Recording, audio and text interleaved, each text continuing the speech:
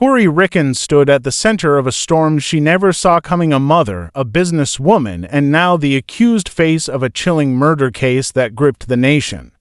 What began as a story of grief and tragedy spiraled into a maze of hidden evidence, digital secrets, and shocking revelations that no one expected. As investigators built their case, Kouri claimed she held the one thing that could prove her innocence, a piece of bombshell evidence powerful enough to unravel everything the world thought it knew about her. The small town of Orem, Utah, had always been the kind of place where everyone knew everyone, where the days were quiet, and the biggest scandal usually involved a neighborhood dispute or a high school prank. That all changed the morning the police showed up at Kouri Richins' doorstep. The news spread quickly. A young mother, known to her friends and neighbors as quiet and polite, was being arrested in connection with multiple suspicious disappearances. People were shocked, struggling to reconcile the image of the woman they thought they knew with the chilling accusations being made against her. Her life, which had seemed ordinary and unremarkable, was suddenly under a national spotlight. Authorities painted a picture of a calculated and deceptive killer. Reports claimed that evidence tied Kouri to several crime scenes, though the exact details were murky and sometimes conflicting. As the media descended on the town, neighbors began to whisper, piecing together fragments of sightings, rumors, and partial facts into stories that seemed stranger than fiction. The courthouse steps became a stage for journalists, the flashing cameras capturing every moment as the investigation unfolded in real time. The air in Orem felt charged with tension, with every glance across the street carrying the unspoken question, could someone so normal really be capable of such horror? Despite the mounting accusations, Kouri herself maintained her innocence. She insisted that the police were wrong, that she had nothing to do with the disappearances, and that there was evidence which could prove she wasn't there. Many dismissed her claims as the desperate words of a guilty person trying to save herself, but she spoke with a calm conviction that didn't fit the image the media had created. Her insistence planted the first seeds of doubt in the minds of those who would listen carefully, hinting that the case might not be as clear-cut as it appeared. The town's reaction was a mixture of fear and fascination. Parents kept a closer eye on their children, friends questioned how well they really knew each other, and strangers whispered about the hidden darkness behind ordinary faces. In the midst of this, Kouri's family and closest friends struggled to navigate a world suddenly hostile and suspicious. They were forced to reconcile their memories of the woman they loved with the terrifying possibility that she could be guilty. Every visit from a journalist, every new report in the local paper felt like another reminder of just how precarious public perception could be. As the investigation progressed, small details that initially seemed inconsequential began to gain attention. A forgotten phone message, an overlooked security camera, and seemingly minor inconsistencies in witness statements hinted at the possibility that the case against Kouri might have holes that no one had noticed before. Even as the prosecutors built their case, suggesting that her calm demeanor was evidence of a manipulative mind, questions lingered. How could a person so ordinary be accused of something so terrible? And if she was innocent, what had led the authorities so far astray? The stage was set for a story that would unravel slowly, revealing layers of uncertainty, suspense, and a search for truth that went far beyond initial appearances. A few weeks after the arrest, when the story seemed to have settled into a predictable pattern of court appearances and media speculation, everything changed. Kouri's defense team announced that they had discovered something that could shift the entire narrative.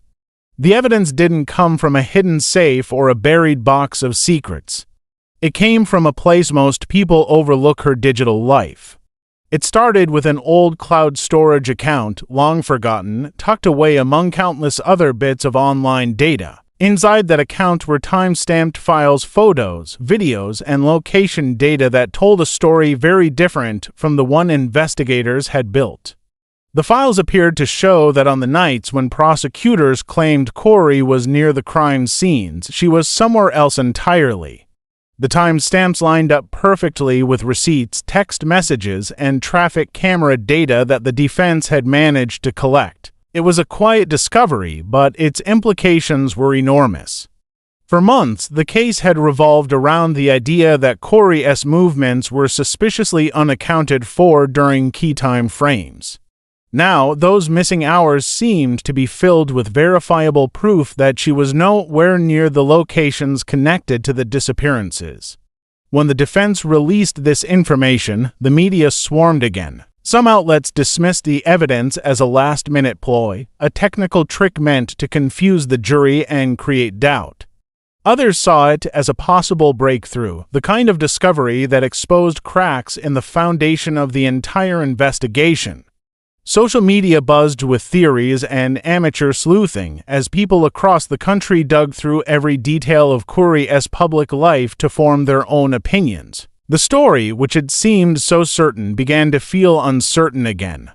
Investigators were quick to respond, suggesting that the evidence might have been fabricated or manipulated. They argued that technology could be deceiving and that digital footprints could be altered by anyone with the right knowledge. But digital forensic experts hired by Kouri's team insisted the data was genuine. They presented metadata showing consistent timestamps and no signs of tampering. Each layer of verification added more credibility to her claims. The case that once looked like a closed book now appeared to have entire chapters missing. As reporters scrambled to keep up, a new question began to dominate the conversation: how had this evidence gone unnoticed for so long? The original investigative team faced criticism for failing to dig deeper, for focusing on circumstantial clues while missing a trail of verifiable information sitting in plain sight. It wasn't just an oversight, it suggested that the rush to label Kouri as guilty may have blinded them to the full picture. Public opinion began to fracture. Some believed Kouri was being framed or that investigators had been too eager to close the case. Others saw the new evidence as too convenient, too perfectly timed to appear just when she needed it most. Yet no one could deny that the discovery raised serious doubts. The once clear image of guilt was now clouded by uncertainty. The small digital files, sitting quietly in a forgotten account, had done what months of arguments and accusations could not. They forced everyone to stop and question what was really true. As the discovery of the digital evidence began to ripple through the public and the media, the investigation itself started to shift in tone. What had once been portrayed as an open and shut case suddenly grew complicated. The police department, confident at first, was now forced to re-examine its conclusions. News anchors who had previously called Kouri a master manipulator began using softer terms like alleged and accused. The sudden change in language reflected the growing uncertainty around the story that had once seemed so simple. Inside the courtroom, the defense presented the findings with precision. They laid out timelines, metadata, and GPS coordinates, each one reinforcing the idea that Kouri could not have been at the locations where the crimes took place. The evidence was technical, yet easy to understand once it was organized and compared to the prosecution's narrative. Every timestamp became a small fracture in the case against her, and those fractures were spreading quickly. The prosecution tried to argue that the files could have been staged or pre-programmed, but each challenge they made was met with further verification from experts who insisted the data was real. Behind the scenes, the detectives involved in the original investigation were beginning to feel the pressure. Internal reviews were ordered to determine how such crucial evidence had been missed. Some investigators defended their work, saying they had followed every lead available at the time. Others privately admitted that they had been under intense pressure to deliver results quickly. The disappearances had terrified the community, and everyone wanted answers. In the rush to provide them, it seemed corners might have been cut and assumptions too easily accepted as facts. The atmosphere in town changed again, this time from fear to confusion. People who had turned their backs on Kouri now wondered if they had been too quick to judge. Conversations in grocery stores and coffee shops shifted from gossip to disbelief. How could the investigation have missed something so crucial? Was this the sign of a deeper problem within the system, or had someone deliberately wanted to see Kouri blamed? The questions piled up faster than answers could be found. Meanwhile, the case was gaining national attention.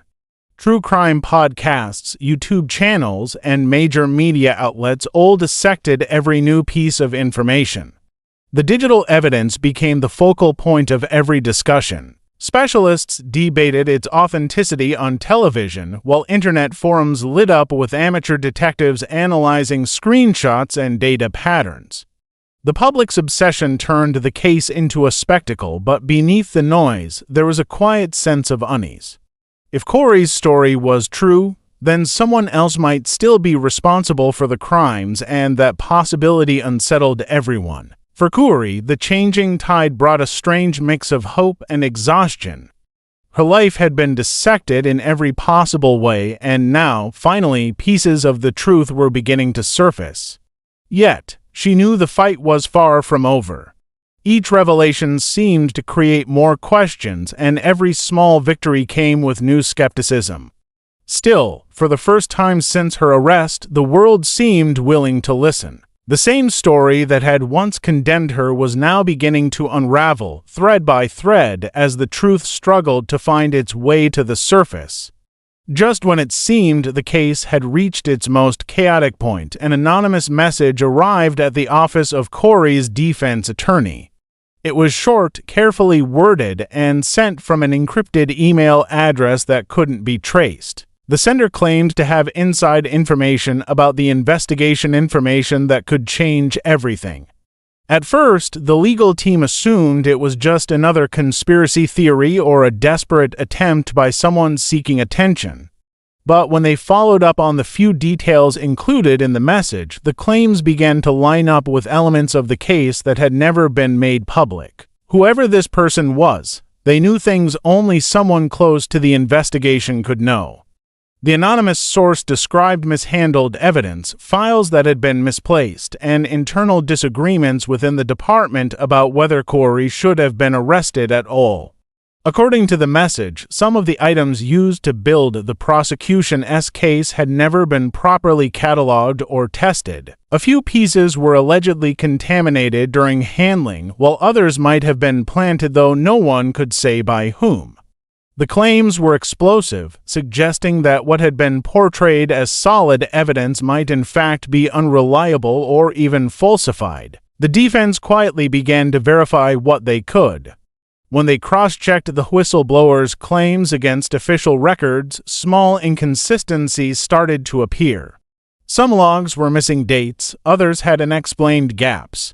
A storage unit that was supposed to contain physical evidence had been sealed off temporarily due to an administrative issue, and no one could give a clear reason why. Individually, these details might have seemed minor, but together they painted a troubling picture of how the investigation had been managed. As word of this potential misconduct began to spread, pressure mounted on the authorities. Reporters demanded statements, city officials called for transparency, and the police department scrambled to defend its reputation. The public's trust, already shaken, began to crumble. People started asking uncomfortable questions about whether Kouri had been targeted to protect someone else or to quickly close a high-profile case. For Kouri, the news of the anonymous whistleblower was both a relief and a new source of anxiety. It supported what she had been saying all along, that something about the investigation felt wrong, but it also meant stepping deeper into a maze of corruption and uncertainty. If the source was telling the truth, then someone inside the system had tried to control the outcome of her case. If the source was lying, it could easily destroy the credibility of her defense. Every new revelation felt like walking across thin ice. As investigators reopened files and reviewed evidence handling procedures, tensions within the police department rose. Some officers refused to speak publicly, while others quietly distanced themselves from the case. The once confident prosecution was now on the defensive, struggling to maintain control of a narrative that was rapidly slipping away. The courtroom, once filled with confident faces and bold accusations, had turned into a battlefield of suspicion and uncertainty. What had started as a story about a single accused woman was now becoming something much larger, a reflection of how fragile truth could be when power and perception collided. Months after the whistleblower's message changed the course of the trial, the case of Kouri Richins reached a point no one could have predicted. The defense had spent weeks compiling a comprehensive report that brought together every fragment of evidence uncovered since her arrest. It included the digital files, the metadata analyses, eyewitness testimonies, and the details from the anonymous informant that pointed to serious investigative flaws. When the report was presented to the court, it was more than a legal document. It was a map of everything that had gone wrong from the very beginning. The prosecution tried to dismiss it as speculation stitched together by a desperate defense team, but the facts were difficult to ignore. Experts who had no connection to either side confirmed the data's authenticity. Every timestamp matched, every verification process came back clean, and every claim the defense had made about her location on the nights of the crime stood firm. It was no longer a matter of opinion, it was a matter of record. The foundation of the case against Kouri began to crumble. Outside the courtroom, the atmosphere was electric. Crowds gathered to listen to every update. News outlets broadcast live segments from the courthouse steps, and social media was flooded with debates about justice and accountability. Some people still clung to the belief that Kouri was guilty, arguing that the digital evidence could not outweigh the emotional weight of the accusations. Others saw her as a symbol of how quickly the system could fail an innocent person. The public had become divided, not only about Kouri herself, but about what her story said about the justice system as a whole. As the weeks went by, more details surfaced from within the department that had handled the original investigation. Internal memos revealed that some officers had expressed early doubts about the case, but were discouraged from pursuing alternate leads. Chain of custody forms for several key pieces of evidence were incomplete, leaving open the possibility that items had been tampered with before testing. These discoveries didn't just strengthen Kouri's defense, they raised questions about whether someone had intentionally wanted her to take the fall. The prosecution's confidence faltered as witnesses began to contradict earlier statements. Small details that once seemed insignificant suddenly mattered. A security guard who had claimed to see Kouri near one of the crime scenes admitted under oath that he hadn't been certain of the date. Another witness revealed that they had been pressured to provide testimony that matched the prosecution's timeline. Each revelation eroded what little credibility remained. By the time closing arguments began, the entire courtroom felt different. The once assured prosecutors now spoke cautiously, choosing their words carefully as they tried to salvage what was left of their case. The defense, on the other hand, focused on the evidence cold, consistent, and undeniable. Kouri sat silently, her expression unreadable, as her fate was placed in the hands of the court.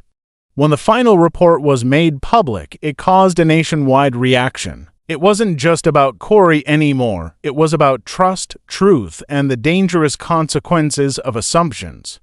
Whether she would ever be completely free of suspicion remained uncertain, but one thing had become clear: the so-called bombshell evidence had rewritten everything.